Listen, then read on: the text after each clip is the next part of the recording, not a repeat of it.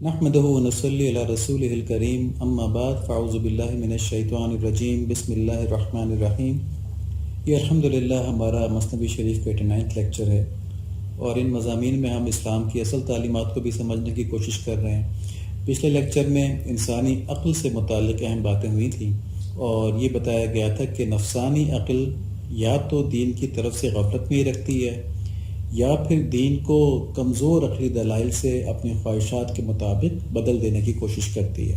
اور نفسانی عقل کیا تھی؟ یعنی وہ عقل جو نفس کی خواہشات کی تابع ہو، جو نفس کی خواہشات پوری کرنے کے لیے انالیسس کرے اور فیصلے کرے۔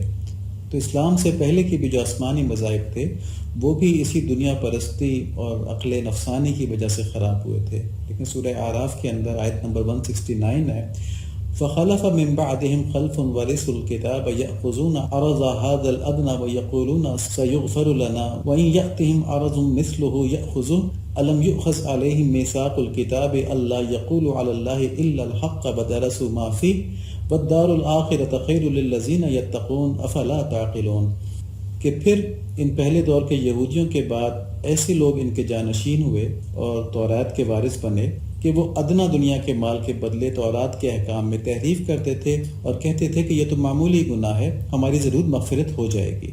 حالانکہ انہوں نے توبہ کا ارادہ بھی نہیں کیا تھا، کیونکہ اگر ان کے پاس ویسا ہی مال یعنی کتاب کے احکام بدلنے کے بدلے میں پھر آئے تو اس کو بھی لے لیں، اور تحریف کرنے سے باز نہیں آئیں، یعنی توبہ کے بغیر تو مغفرت نہیں ہوتی۔ یہ لوگ توبہ کے بغیر مغفرت کا یقین رکھتے تھے، یعنی اپنی بری عادت چھوڑنا بھی نہیں چاہتے تھے اور یہ سمجھتے تھے کہ ان کی مغفرت ہو جائے گی۔ تو آگے اللہ تعالیٰ فرماتے ہیں، کیا ان سے اس کتاب تورات میں یہ عہد نہیں لیا گیا تھا کہ اللہ کی طرف منسوب کر کے بجز سچی اور حق بات کے اور کوئی بات نہیں کہیں گے؟ اور انہوں نے اس کتاب میں اس معاہدے سے متعلق جو کچھ تھا اس کو پڑھ لیا تھا، اور جانتے بوجھتے دنیا کو آخرت پر ترجیح دی، اور آخرت والا گھر ان لوگوں کے لیے بہتر ہے جو تقوی رکھتے ہیں، پھر کیا تم نہیں سمجھتے؟ تو یہاں پر دیکھیں بڑا واضح تھا کہ یہ یہودیوں کے جو علماء تھے انہوں نے اپنی نفسانی خواہش کہ ان کو دنیا کا مال ملے اس کی وجہ سے تورات کے حکم بدل دیے، اور یہ پیسے کس نے دیے ان کو؟ ظاہر جو چاہتے تھے کہ ان کی نفسانی خواہش پوری ہو اور تورات کے حکم کے مطابق ان کی نفسانی خواہشات تک کوئی جواز مل جائے، تو ان لوگوں نے دیے۔ تو اس وجہ سے پچھلے لیکچر کے اندر مولانا روم رحمۃ اللہ علیہ کی یہ بات بتائی گئی تھی کہ وہ فرماتے ہیں کہ عقل نفسانی کی شمع گل کر لو، یعنی اس دنیا میں جو بھی کرو آخرت کا فائدہ نقصان دیکھ کر کرو، اور یہی بات اس آیت میں بھی کہی گئی ہے کہ انہوں نے دنیا کی خاطر احکامات چینج کر دیے، اور آخرت کا گھر جو ہے وہ تو بہت بہتر ہے، اور وہ ملتا کن کو ہے؟ جو تقویٰ رکھتے ہیں، یعنی جو آخرت کی فکر رکھتے ہیں، اللہ تعالیٰ کی ناراضگی سے ڈرتے ہیں۔ تو جب عقل صرف آخرت کی فکر میں لگ جائے اور دنیا کو اس طرح استعمال کرے کہ آخرت کا خوب فائدہ ہو، تو اس کو عقل ایمانی کہتے ہیں، اور اس عقل کے استعمال کی شریعت کے اندر خوب دعوت دی گئی ہے۔ یعنی وہ عقل جو دنیا کو پوری طرح استعمال کرے، یعنی معطل ہو کے نہ بیٹھ جائے، سسپینڈ ہو کے نہ بیٹھ جائے کہ کچھ بھی نہیں کرنا، سب اللہ تعالیٰ کریں گے نا۔ اللہ تعالیٰ نے دنیا استعمال کرنے کے لیے دی تاکہ اس سے ہم اپنی آخرت بنائیں، تو یہ عقل جو ہے دنیا کو پوری طرح استعمال کرے، لیکن ہر وقت چوکنی ہو کہ کہیں کوئی ایسا کام نہ ہو جائے جس سے آخرت کا کوئی فائدہ چھٹ جائے یا کوئی آخرت کا نقصان جو ہے وہ مل جائے۔ اللہ کریم ہم سب کو ایسی عقل نصیب فرمائیں جس سے دنیا اور آخرت دونوں اللہ تعالیٰ کی رضا اور انعام سے بھرپور ہو جائیں۔ تیسری بات یہ ہوئی تھی کہ عقل ایمانی بھی وحی کے علوم کے رازوں کو نہیں پا سکتی۔ یہ کس لیے؟ یہ اس لیے کہ وحی کے جو علوم ہیں وہ عقل کی دسترس سے ہی باہر ہیں، اسی لیے اللہ تعالیٰ نے نبی صلی اللہ علیہ وآلہ وسلم کے ذریعے براہ راست یہ حکم اپنے مخلوق تک پہنچائے۔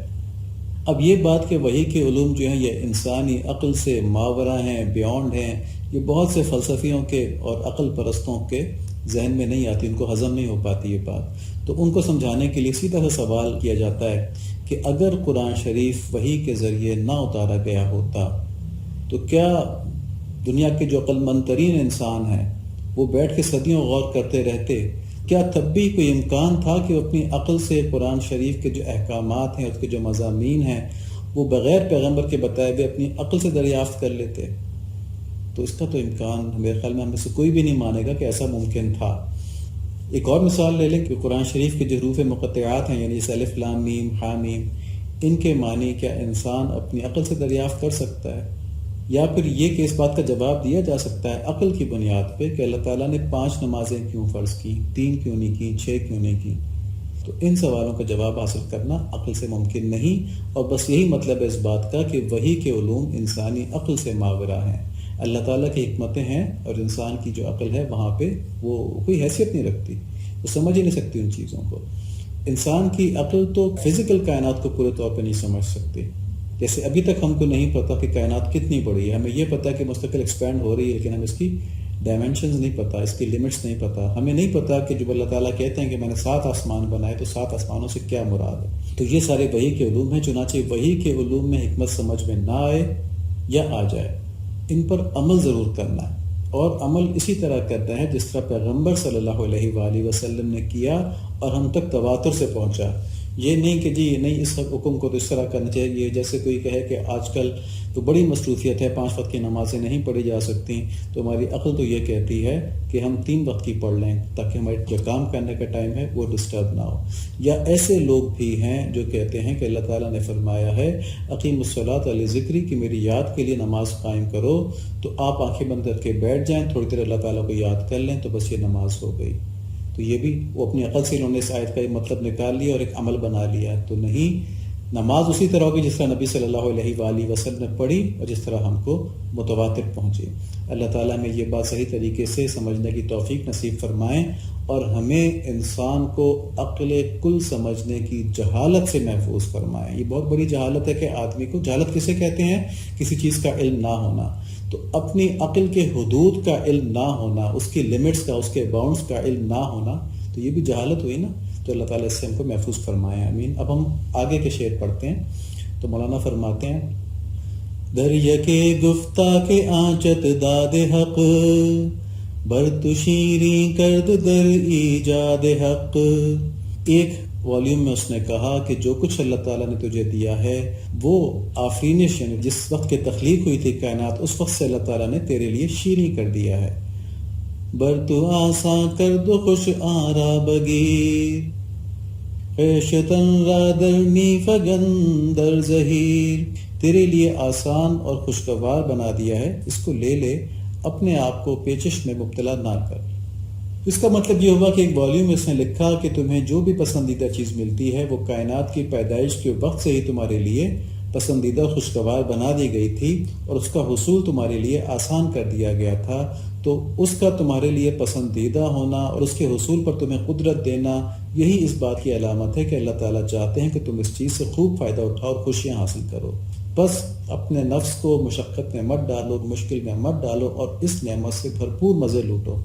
یعنی حلال یا حرام جس بھی طریقے سے تمہیں تمہاری خوشی کی چیز ملتی ہے، یہ خود حلال ہے یا حرام ہے، ان باتوں کی پرواہ نہ کرو۔ بس یہ سمجھو کہ جب تمہاری پسندیدہ ہے اور اللہ تعالیٰ نے تمہیں اس قابل بنایا کہ تم اس کو حاصل کر سکو چاہے کسی بھی ذریعے سے، تو سمجھو کہ اللہ تعالیٰ کی مرضی یہ تھی کہ تم اس کو حاصل کرو اور تم خوش رہو، اور اس سے اپنے آپ کو روک کر اپنے آپ کو مشکل اور غم میں مت ڈالو۔ تو یہ بات اس یہودی وزیر نے ایک دفتر کے اندر لکھی۔ اب اگر یہ منطق درست ہوتی تو اللہ تعالیٰ نے حلال اور حرام کے احکامات ہی کیوں دیے؟ شریعت کی یہ پابندیاں ہی کیوں عائد کی؟ یعنی اگر یہ بات درست ہوتی کہ جو بھی چیز دل کو پسند ہے اور اس کے حصول پہ ہمیں قدرت ہے، تو بس اللہ تعالیٰ نے ہمارے لیے وہ رکھی ہے، اس کو استعمال کرنے میں کوئی حرج نہیں، اللہ تعالیٰ ناراض نہیں، کیونکہ رکھی ہمارے لیے ہے، جبھی تو اس کو ہمارے لیے دل پسند بنا دیا اور اس کا حصول ہماری قدرت میں دے دیا۔ تو یہ منطق بالکل غلط ہے۔ اگر ایسا ہوتا تو اللہ تعالیٰ حرام اور حلال کے احکامات ہی نہیں رکھتے۔ سب سے پہلے ہمیں یہ سمجھنا چاہیے کہ یہ دنیا جو ہے یہ دارالامتحان ہے، دارالجزا نہیں ہے۔ دارالجزا آخرت ہے، جہاں جنت میں کوئی بھی چیز حرام نہیں ہوگی، بلکہ جس چیز کا بھی انسان کا دل چاہے گا وہ بغیر کسی محنت کے، بغیر کسی مشقت کے، بہترین حالت میں خود بخود حاصل ہو جائے گی۔ تو جنت ہی تمام خواہشات کی پوری کرنے کی جگہ ہے، اور دنیا میں یہ مقام ہی نہیں ہے دنیا کہ جہاں پہ انسان کی تمام خواہشات پوری ہوں، اور ہم سادہ انسان اپنی ناجائز دنیاوی خواہشات پوری کرنے کے چکر میں جنت گنوا دیتے ہیں، جہاں پہ اللہ تعالیٰ کا وعدہ ہے کہ جو تم چاہو گے اور جو تم مانگو گے وہ تم کو ضرور ملے گا وہاں پہ۔ دیکھیں، دنیا میں خواہشات پوری کرنے کے سلسلے میں سب سے پہلے تو یہ بات سمجھنے کی ہے کہ یہ دنیا محبتوں کا امتحان ہے۔ انسان کا ہر عمل کسی نہ کسی محبت کی وجہ سے ہوتا ہے، حتیٰ کہ بے عملی جو ہوتی ہے، یعنی سستی اور کاہلی جو ہوتی ہے کہ آدمی کچھ بھی نہیں کرنا چاہتا، اس کی وجہ بھی محبت ہوتی ہے۔ کس چیز سے محبت ہوتی ہے؟ اپنی سستی اور کاہلی سے محبت ہوتی ہے۔ تو اب سمجھیں کہ اس دنیا میں اللہ تعالیٰ نے کچھ چیزیں نفس کے لیے پسندیدہ بنائی ہیں اور کچھ چیزیں نفس کے لیے مشکل بنائی ہیں، اور پھر کچھ پسندیدہ چیزوں کو اللہ تعالیٰ نے منع فرما دیا کہ ان کے پیچھے تم نے نہیں جانا، حرام کر دیا ان کو، اور کچھ ناپسندیدہ کاموں کو اللہ تعالیٰ نے کہہ دیا کہ تم نے یہ ضرور کرنے ہیں نفس کے ناپسندیدہ کو۔ ویسے وہ غیر پسندیدہ نہیں ہے، ویسے تو اللہ تعالیٰ کو محبوب ہیں، جب بھی اللہ تعالیٰ نے کرنے کے لیے کہا ہے، لیکن نفس پہ ان کاموں سے بوجھ آتا ہے، تو ان کو اللہ تعالیٰ نے کہا کہ یہ تمہارے پر فرض ہیں، کرو ان کو۔ اور اس فرض اور حرام کے بیچ میں اللہ تعالیٰ نے بہت سے مکروہات اور مستحبات وغیرہ رکھی ہیں۔ تو انسان کا امتحان یہ ہے کہ جن چیزوں کے بارے میں اس کو منع کیا گیا ہے، خواہ وہ اس کے نفس کو کتنی اچھی لگیں، ان سے اپنے آپ کو دور کر لے، اور جن کاموں کو کرنے کے لیے کہا گیا ہے وہ خواہ نفس کے اوپر کتنا ہی بوجھ لگیں، ان کو اچھے طریقے سے کرے، کیونکہ اللہ تعالیٰ نے ان چیزوں کو پسند فرمایا، کرنے کے لیے کہا ہے۔ ہمیں پسند نہیں آتی، یہ کوئی بات نہیں ہے، یعنی یہ نہیں دیکھنا کہ ہمارا لاڈلا نفس جو ہے وہ کس بات پر خوش ہوتا ہے، بلکہ یہ دیکھنا ہے کہ ہمارے محبوب اور رحمت کرنے والے رب جو ہیں وہ کس بات پر خوش ہوتے ہیں، یہ ہم نے اصل میں دیکھنا ہے۔ بس یہی امتحان ہے اور یہی کامیابی ہے کہ دنیا سے فائدہ تو اٹھایا جائے، لیکن صرف اتنا ہی جتنا آخرت کے لیے مفید ہو، جتنا اللہ تعالیٰ کی رضا کے لیے مفید ہو، اس سے زیادہ جو ہے وہ دنیا غافل کرنے والی ہے۔ اس کی تفصیل انشاءاللہ ہم آج دیکھیں گے۔ دیکھیں، انسانی خواہشات جو ہیں اس کا سمندر لامحدود ہے، اس کی کوئی لیمٹس نہیں ہے۔ انسان اپنی ہر خواہش پوری نہیں کر سکتا، یہ بھی ہم کو پتہ ہے کہ ہماری لمیٹڈ ریسورسز ہیں، لمیٹڈ صلاحیتیں ہیں۔ وہ خواہشات ہماری ان لمیٹڈ ہیں، لیکن ہم سب کو پورا نہیں کر سکتے۔ لیکن جو خواہشات پوری کرنے کی صلاحیت اور اختیار اس کو دیا گیا ہے، ان میں دین کا تقاضا یہ ہے کہ انسان اس کے اندر حرص نہ کرے، بلکہ دیکھے کہ اللہ تعالیٰ کی مرضی کیا ہے، اور یہ دیکھے کہ کہیں ان لذات میں، انہماک سے میری اللہ تعالیٰ سے محبت اور تعلق میں فرق تو نہیں آ رہا۔ یہ بڑی قیمتی بات ہے، عموماً ہمیں کوئی بتانے والا نہیں ہوتا اس بات کا، اور ہم اس کی طرف غور بھی نہیں کرتے کہ دنیا کی جتنی بھی نعمتیں خواہ وہ جائز ہوں، ان کے استعمال میں ہم نے یہ دیکھنا ہے کہ کہیں ان کا استعمال ہمیں اللہ تعالیٰ سے غافل تو نہیں کر رہا۔ یعنی یہ اس طرح سے ہے کہ اپنی خواہشات میں گم نہیں ہونا، بلکہ ان خواہشات کو اللہ کریم کی محبت کی خواہش میں فنا کر دینا جو ہے، یہ بندگی کا اصل مقام ہے۔ یعنی اصل خواہش ہماری کیا ہو کہ اللہ تعالیٰ کی محبت ہمیں مل جائے، تو اس خواہش کے اندر ہم باقی ساری خواہشوں کو ضم کر دیں، کہ جو چیز اس خواہش کو نقصان پہنچائے اس کو ہم کہیں کہ وہ نہیں ہے۔ تو یہ جو اپنے خواہشات کا فنا کرنا ہے، اس کو بندگی کا اصل مقام کہتے ہیں۔ ایک شعر ہے نا کہ کیوں خون دل کا ہو ملال، خوشیوں سے دل ہے مالا مال، ہر لہجہ ہے تیرا خیال، اب خون بہا کے نام پر۔ تو خون دل سے کیا مراد ہے کہ اپنی خواہشات کو جو ہم نے ذبح کیا ہے، اس کا جو خون بہا، یعنی خواہشات کو جو ہم نے ذبح کیا ہے، تو خون دل اس کو کہہ دیا۔ اس کا ہمیں کوئی افسوس نہیں ہے، کیونکہ اس خون بہا کے نام پہ ہمارے دل میں ہر وقت آپ کا خیال آ رہا ہے۔ تو کتنی بڑی بات ہے، اللہ تعالیٰ نصیب فرما دیں۔